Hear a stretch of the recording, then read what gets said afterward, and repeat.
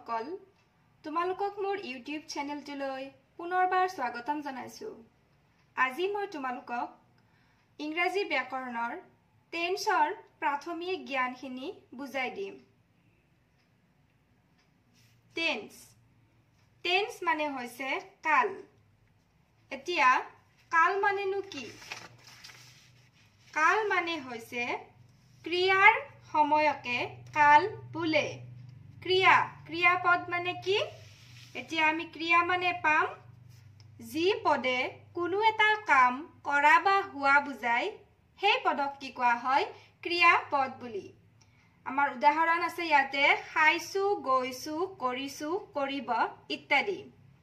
এতিয়া আমি বুজি পালো যে ক্ৰিয়া মানে হৈছে যিবিলাক শব্দই বা যিবিলাক পদে কিবা এটা কাম কৰা বা হোৱা বুজাইছে সেইবিলাক শব্দই হৈছে ক্ৰিয়া।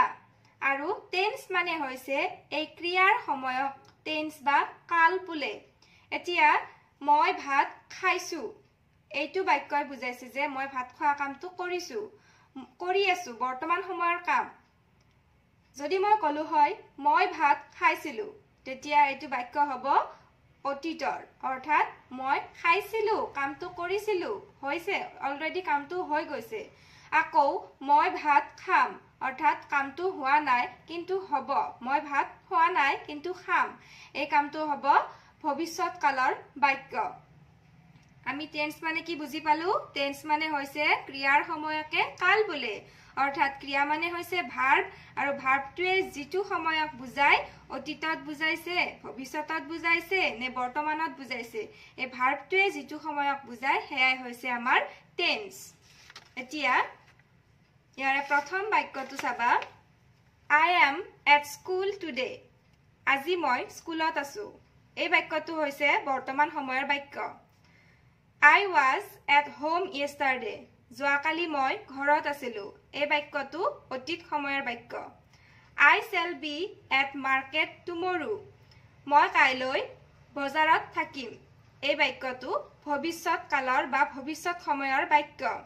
আমি এই বাক্য কেইটা চাই পেলাই বুজি পাইছো যে এটা বাক্য হৈছে বৰ্তমান সময়ৰ, এটা অতীতৰ আৰু এটা ভৱিষ্যতৰ। এই বৰ্তমান, অতীত, ভৱিষ্যৎ এই যি কেইটা আমি বুজি পালো, এই কেইটাই হৈছে আমাৰ টেন্স। অৰ্থাৎ বৰ্তমান সময়ক বুজোৱা টেন্সটো হৈছে আমাৰ বৰ্তমান কাল, অৰ্থাৎ প্ৰেজেন্ট টেন্স। অতীতক বুজোৱা টেন্সটো হৈছে অতীত কাল, পাষ্ট টেন্স। আকৌ ভৱিষ্যতক বুজোৱা টেন্সটো হৈছে ফিউচাৰ টেন্স। আমি টেন্স কেইটা পালো? আমাৰ টেন্স হৈছে তিনি প্ৰকাৰৰ। কি? প্ৰেজেন্ট টেন্স, বৰ্তমান কাল, পাষ্ট টেন্স, অতীত কাল, ফিউচাৰ টেন্স, ভৱিষ্যৎ কাল। এতিয়া প্ৰেজেন্ট টেন্স। প্ৰেজেন্ট টেন্স মানে হৈছে বৰ্তমান কাল। বৰ্তমান সময়ত কৰা বা হোৱা বুজালে এই টেন্স ব্যৱহাৰ কৰা হয়। বৰ্তমান সময়ত যদি কিবা এটা কাম কৰা বা হোৱা বুজায় তেতিয়া আমি কি টেন্স ব্যৱহাৰ কৰো? Present tense. ইয়াৰ উদাহৰণ কেইটা আমি চাম। She always plays. তাই সদায় খেলে।